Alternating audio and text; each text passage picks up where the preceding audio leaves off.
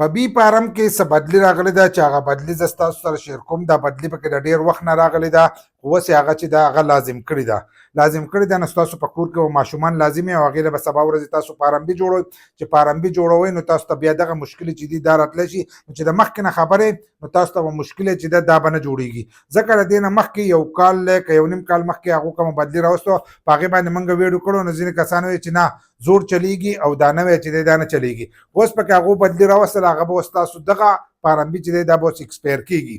لکه څنګه چې شناخت کارت ایکسپایر کېږي څه وخت پس تاسو هغه نوی کوئ، په هغې کې 10 کاله ټایم وي، نو په دې کې چې دی 3 کاله ټایم دی. دغه شانتې شپږ 2 کاله چې دی ټایم پکې درکړی د هغې نه وروسته چې دی دا بیا ایکسپایر کېږي. نو په اول پیره چې تاسو خپل ماشوم له پارمبي جوړوئ نو په هغې کې چې دی په هغې کې خو څه ته ضرورت نه راځي چې څنګه پارمبي دی، نو هغه پارمبي تاسو له عام چې کوم جوړ شوی نو هغه صحیح ده. اولنی کم پارمبي چې دی په هغې کې څه ته ضرورت نه راځي، نو تاسو عام نارمل پارمبي چې دی هغه جوړولی شئ. خو په دویم پیر بیا چې تاسو پارمبي جوړوئ نو د هغې لپاره به تاسو ماشوم چې دی دا به بیایئ. ماشوم به بیایي د څو کالو نه وروسته. ځینې کسانو خو په اولنۍ پیره پارمبي چې دی دا هم نه جوړ کړی. نو که ستاسو د ماشوم عمر د 3 کالو پورې نو تاسو به ماشوم چې دی دا به لازم هلته کې بیایي، دفتر ته به یې بیایي، نو هلته کې به د ده نه تصویر چې دی دا به وکاږي.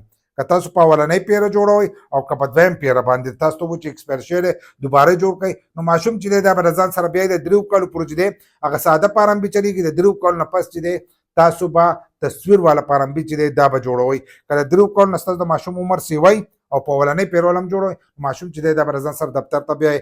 یا که تاسو د پاک آیډنټي اپلیکیشن نه جوړوئ نو د هغې نه تاسو هم جوړولی شئ په کور دننه باندې. نو د هغې لپاره ماشوم چې دی دا لازم دی چې هغه به تاسو د ځان سره بیایي. دغه شانتې د 3 کالو پورې خو دغه شو. بیا د 3 کالو نه والا د 10 کالو پورې که ستاسو د ماشوم 10 کاله عمر وي نو که تاسو له په دویم پیر باندې پارمبي جوړوئ نو د هغې لپاره به تاسو بیا هم ماشوم بیایي. ماشوم به بیایي، په هغې کې به څه بدلي، په هغې کې به دا بدلي چې د هغې کې به د ماشوم نه پینګرې چې دي دا بالي، لکه به ګوتې چې دی دا به لګوي. نو د 10 کالو نه چې هاخوا شي نو ماشوم به هغه بیا ستاسو سره ځي او هغه به پینګر لګوي.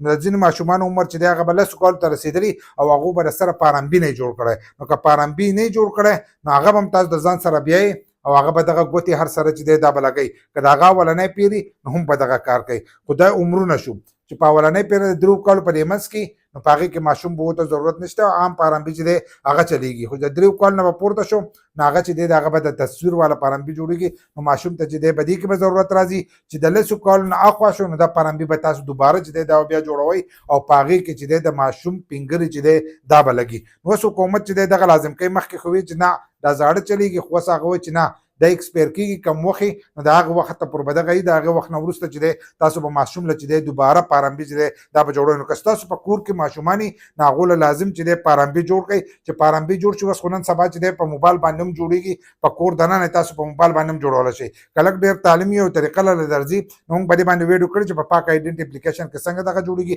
زموږ په یوټیوب چینل کې پراته دي. نو تاسو په هغې باندې چې دی ځان له په کور دننه خپل ماشوم له پارمبي چې دی دا جوړولی شئ.